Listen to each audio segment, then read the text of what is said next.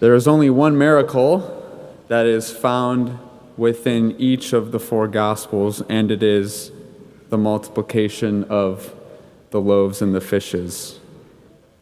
And one of the things, right, that this miracle, one of the questions that this miracle can bring to our mind is, well, what other things besides bread and fish does Jesus perform miracles on today by multiplying them?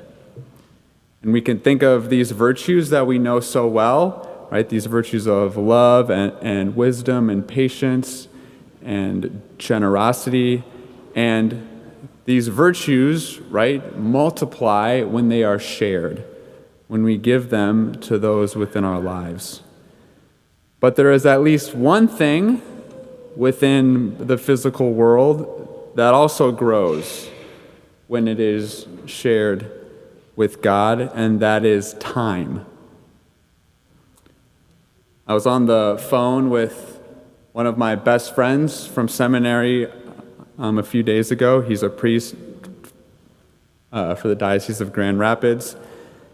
And he went to the Eucharistic Congress. He was there with his parish, and I asked him, I was like, well, what was that like to be around 60,000 Catholics? And he said it was one of the most profound experiences of his entire life. But he said one of the most amazing things for him was the fact that these people could have been anywhere. Right? It was a beautiful weekend in the middle of the summer. They could have been in Florida. They could have been in California. They could have been on the beach. They could have been at Walt Disney World. But they had chosen to give up their time to spend 3 days at the Eucharistic Congress, falling more deeply in love with the Lord.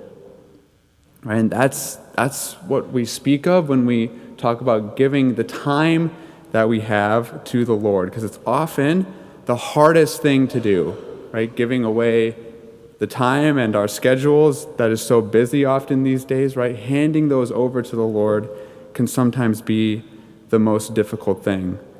But we see the little boy, right, in today's gospel, he only had 5 loaves and 2 fish, and he chooses to give all that he has to the Lord, trusting that he will multiply his physical possessions, which he does. He multiplies them enough to feed 5,000 people.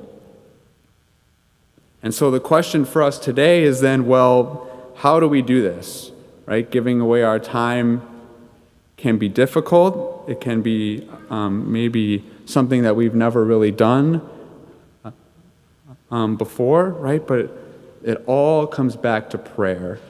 Right, communicating with the Lord in prayer, and we give him what we have.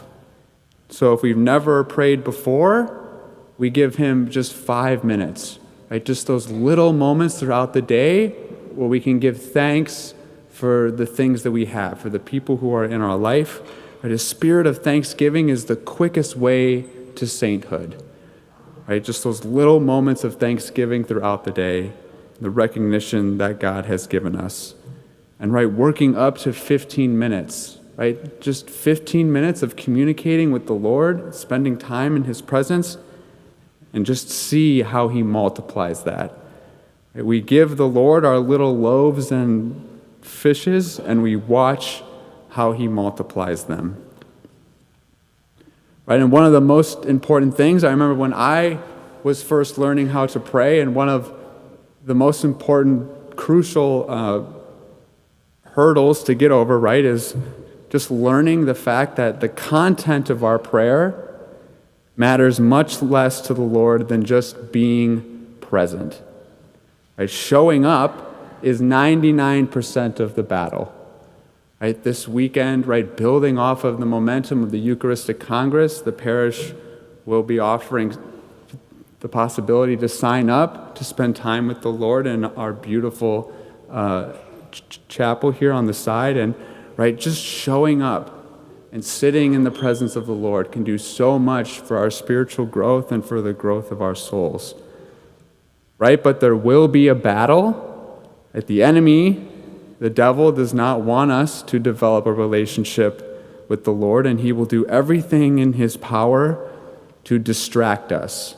That is his number one means of getting us right to ignore our prayer life, to ignore the Lord, is distraction.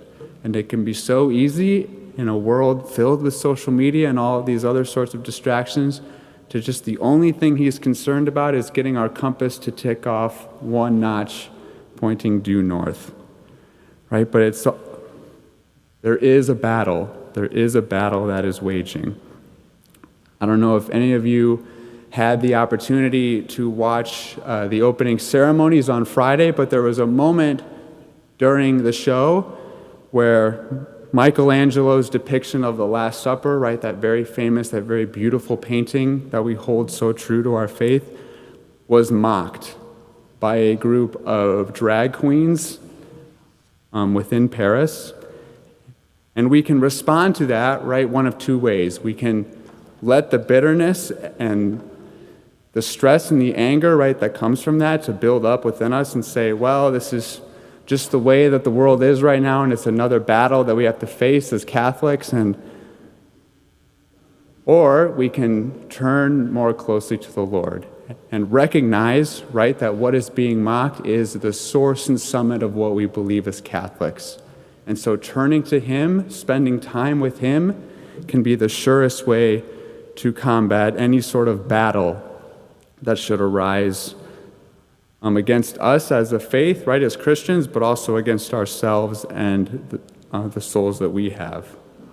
So the Eucharistic Congress should provide us with so much hope, right, that if he can do that within 3 days for 60,000 people, then what can he do for us in the few loaves of fishes that we choose to bring to him? Because when we share what we have with the Lord, he multiplies it all 30, 50, and 100-fold.